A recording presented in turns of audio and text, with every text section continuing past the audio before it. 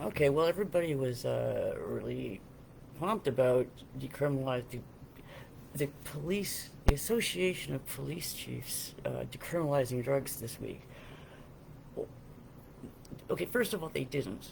Um, they and why would anyone believe anything they say?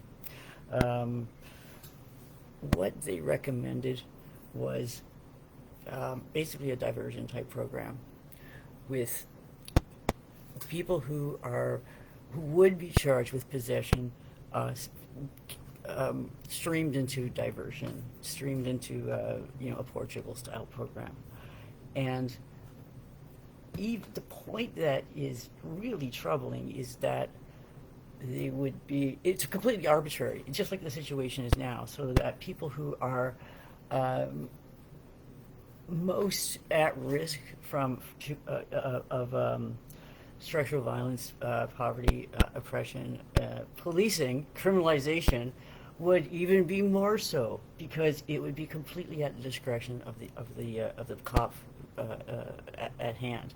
So, you know, people who are already have significant privilege, have money, are white, are employed, are using recreationally, are not poor, would be in effect not criminalized. That's what it is now. It's This doesn't actually decriminalize anyone who's not already decriminalized. So who are we? What is this about? Who are we fighting for? Well, this is a show. This is a show to for the police to say, oh, look, we did this, and of course that will mean that there's no, academics and lawyers and whatnot will, for them it'll be like, well, yeah, you did. Well, come on, they didn't. This is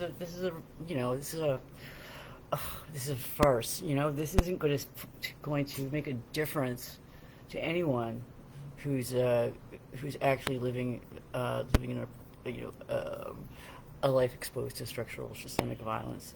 It's not going to make a difference to people who work in the informal market. It's not going to make a fucking difference to people of color or black people or indigenous people. It's not going to make a difference to the guy in poor. It's not going to make anyone who's actually at risk of criminalization. It's not going to make a difference to anyone homeless. It's not going to make a difference to anyone who's mentally ill. So, in other words, it's bullshit, and people are going to be criminalized, ad hoc. There's not going to be, at least if someone's being actually, arrested or charged with something, there's a document trail, there's some paperwork, you can fight it. This is what you're going to be sent. You're going to be routed towards some kind of social service. And I don't even think this for real because they're just saying it.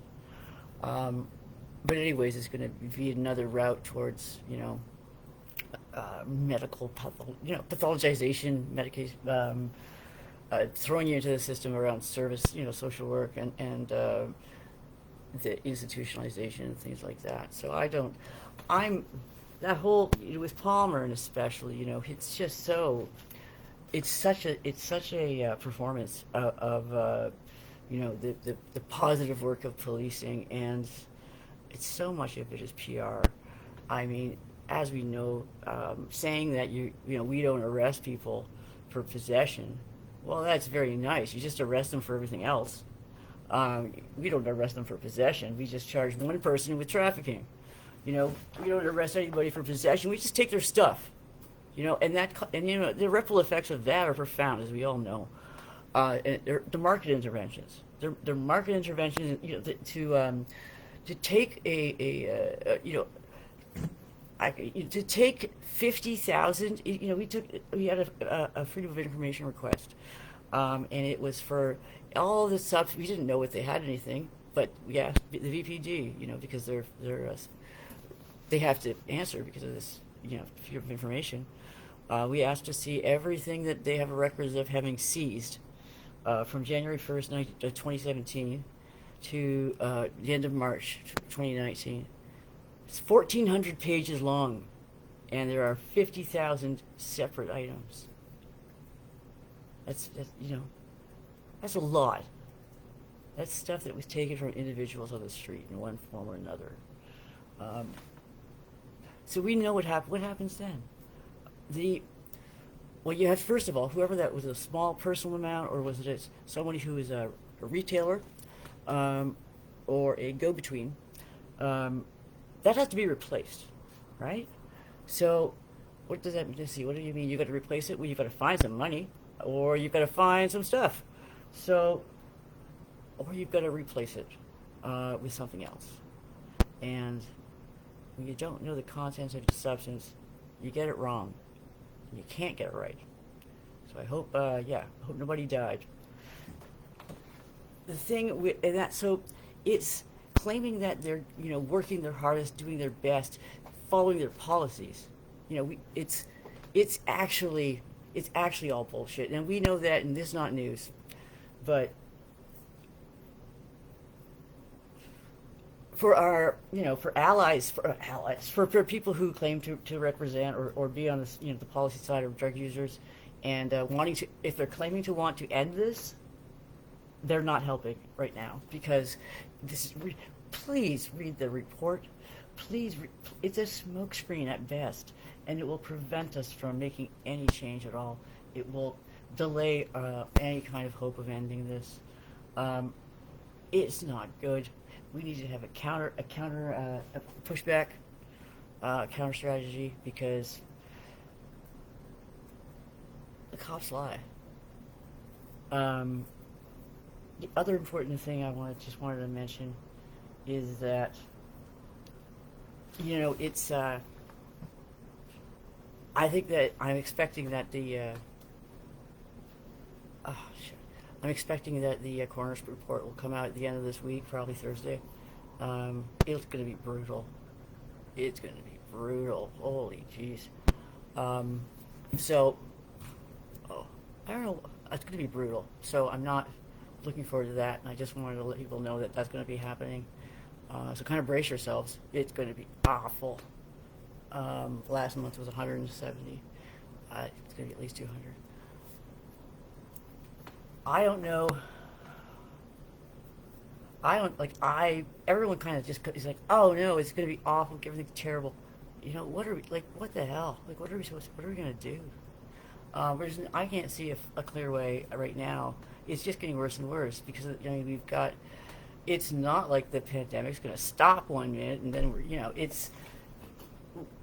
the best plan we've got is hoping that the cops will do me. What the hell? We're waiting for the cops to be nice to us? Waiting for things to change? Waiting?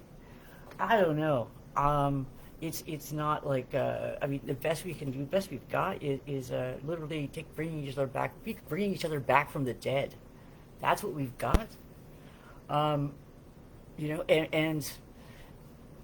because it's the war on drugs, drug users, and on the receiving end of capitalism, basically, everything is structured to be unfixable, right? We're trying to pull apart policing from medicalization, from criminality, from capitalism. It's a knot, KNOT. It's a knot. That is deliberately tied so tight that is, there's more strands than there is rope. I don't know, and it's not going to come apart accidentally. I don't know. I think we need to think about changing strategies, maybe. Because it's, nobody can fight an endless war. None of us. Obviously, so many people have gone, so many people are lost, so many people are dead. We can't, I know people are exhausted, but what are we, hoping isn't going to do it. That's a short one.